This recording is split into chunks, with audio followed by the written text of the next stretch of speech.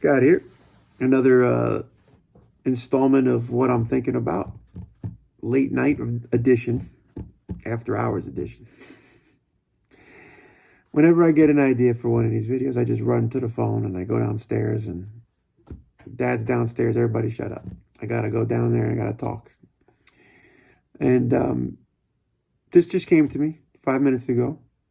I'm trying to help the same age group, someone coming out of high school, college.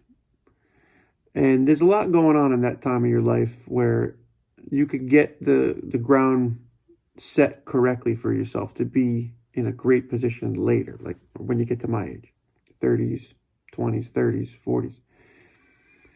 The problem that I had was I was following my instincts, following my trends of my friends, and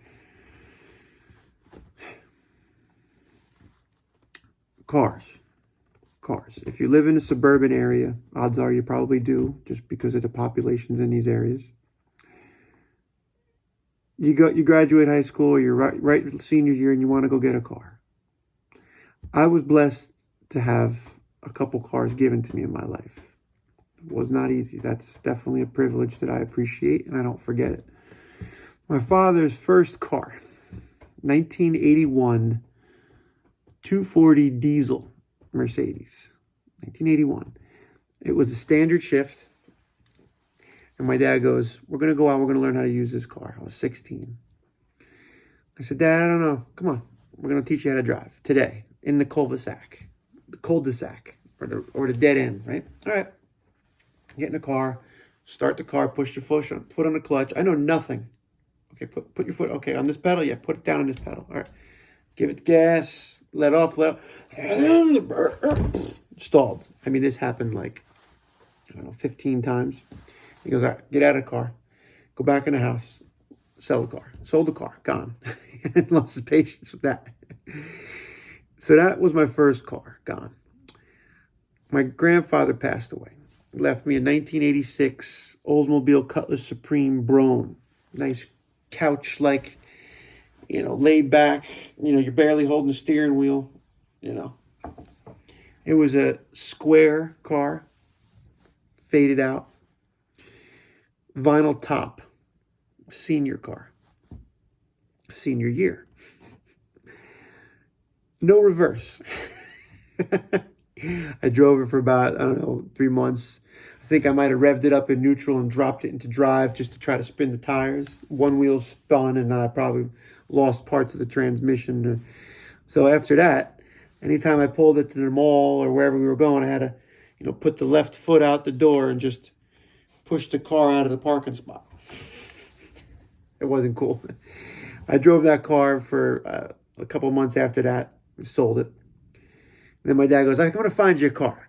You don't know what you're doing. Let me go look for a car. All right, Dad. Brings me to Rahway, New Jersey.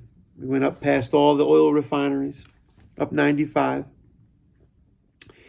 Pull up to this dealership, little seedy place. The car is blue, 1987 Trans Am. It's got like one wheel off the curb, one's up on the angle, like they're trying to be like aggressive with the stance of the car. The fender's a different color. The interior is a little beat up. I said, all right, this is a cool car. I'll get in. I can remember the smell of the air freshener right now. It's like a cherry smell. Driving down my first real like muscle car. It's cool, right? Whatever. Couldn't wait to bring it to school. Anyway. Couple weeks driving that, boom, with my buddy in the car. The rear brakes apart, something's making a noise, and the back axle's walking out with the wheel going into the opposite lane. My buddy's like, I gotta go, I got things to do. I was like, yeah, I don't blame you. Brings me to the point of this long-winded 4-minute and 30-second conversation. I went and did the worst thing you can do as a 19-year-old guy. My dad goes, that's it. We're done with these old cars. We're going to the dealership. He ain't buying me nothing. He takes me by the shirt, by the hand, says, we're going to go. Come on, get in the car. Throws me in the car. We go to Maloof Ford on Route 1. Pull right in. What's he going to get for his Trans Am. This is my impact in my brain. Like, my car's getting sold. Okay, I like the car still, but it was, falling apart. Taking my money. Okay, he's gonna put this down. He's gonna get that. It shows me a new car, right? 2001 5-speed GT Mustang, silver on silver, black cloth interior. I love that car. I was like, yes. Signed the papers. I'm the payer, right? I'm paying for it. He's co-signing. So it's my credit getting run. His credit's getting run, but he's attached, but it's going to be me. Like, let me know. You're going to work with your neighbor. You're going to pay for this car. How many months? 60, 70, 70, whatever. Oh, or we could do a lease. Payment was high, financing, and the lease is cheaper. Oh, it's $350 a month. You can afford that. We'll get a lease. All right, let's do a lease, whatever. I know nothing about this lease. Oh, I'm paying this man a deposit, my money, buying renting this car, which there's nothing wrong with leases, but for me, my point is for the kids now, young guys now, girls now, going to do this. You can't drive the car as far as you need to drive it. You got to worry about your mileage. It's not your car. You can't customize it, which I did anyway after I left. You're not doing nothing to this car, Scotty. Yeah, all right. I went out, I got exhaust, I got it, lowered it. I paid all my money for the payments and the parts. Me and my buddy are lowering it in his family's yard. I had a blast with that car, but I strapped myself. This is what I'm trying to help somebody. Why did I need a 2001 GT Mustang to go across town to my high school? And then I went to college. I think I drove that car to college, actually. I think it was after I graduated. I got it in college. I was driving across town to go to the college campus. Brand new car, 0 miles. Yes, so what? A couple people were impressed. Maybe they weren't. Maybe they were jealous. I probably made just as many enemies as I made friends with that car. I think 1 or 2 girls hopped in it and says, come on, let's go out to the fast food place. Show me your car. All right. They were hanging out with the car. They weren't even hanging out with me. So one thing led to another. I said, I got to get rid of this car. Payments are too high. I want to start my own business. I tried doing this once before. I thought about it. I go and I get in the car, bring the car back. GMC Sonoma pickup, brand new. I'm going to roll the payments into this truck because that's the only way to get out of a lease. So now I'm paying, for a $14,000 truck, I'm paying 18 grand.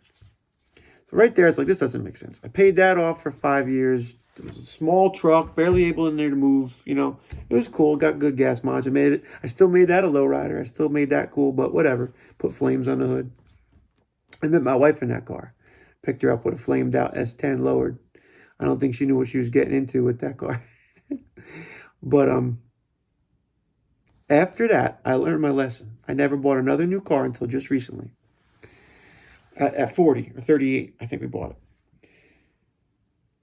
Keep the old cars running. 20-year-old car.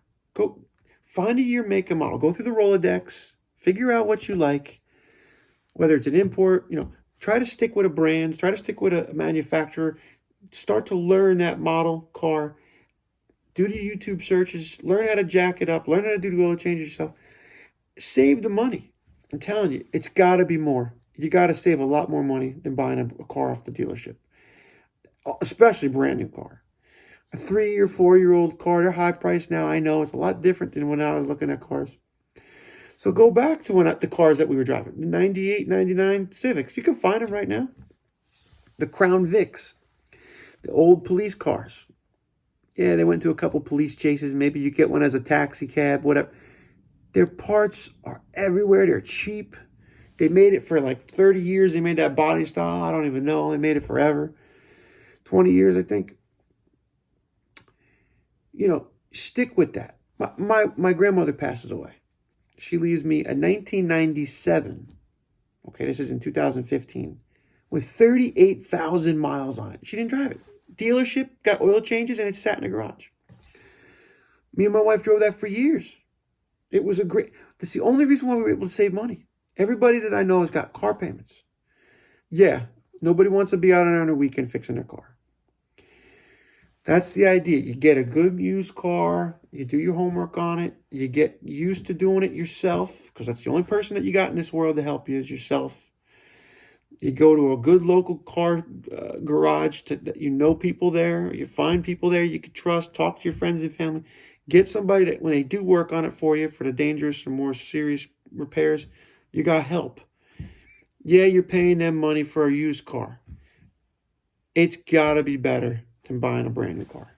It's got to be. I mean, the gas mileage on a Civic is like what, 34, 32 miles to the gallon? All right, that's good. You're not going to get no ticket for the green, carbon emission law 101. You ain't going to get hit with that bill. They're not going to charge you. I mean, I drove a 54 Chevy chopped car. I chopped myself. I drove it as a daily car. I drove a 72 C10 pickup truck. I drove an '04 Chevy Silverado in 2015. That was the newest truck that I had. I think I paid 10 grand for that truck. But what's nice about the Silverado is the truck, Chevy truck, and most other trucks, the chassis tends to stay the same. So the real big meat and potatoes, what you're working on, tends to be the same. They run the same motor for many years. They run the same chassis for many years. So you kind of get an idea what you're in for. And then you learn more about it. You're like, oh, how do you maintain the issues that these vehicles have? You could, what do they call it? Goose step it or shortcut to where you want to get a good running car or truck. You just get to it.